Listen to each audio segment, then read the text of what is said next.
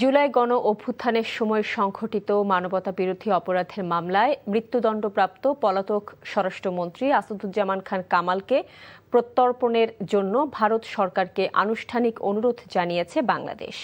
দুপুরে রাজধানীর বিআইআইএসএস মিলনায়তনে আয়োজিত সেমিনার শেষে সাংবাদিকদের প্রশ্নের উত্তরে এ তথ্য জানান পররাষ্ট্র প্রতিমন্ত্রী শামা ওবায়েদ। বলেন, পররাষ্ট্র মন্ত্রণালয়ের মাধ্যমে ভারতকে পাঠানো আন্তর্জাতিক অপরাধ ট্রাইব্যুনালের দেয়া চিঠির সঙ্গে মৃত্যুদণ্ডের রায়ের কপিও রয়েছে।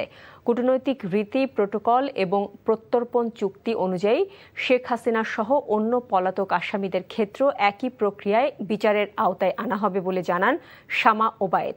দ্বিপাক্ষিক সম্পর্কের প্রতি সম্মান দেখিয়ে ভারত ইতিবাচক সাড়া দেবে বলে আশা প্রতিমন্ত্রীর।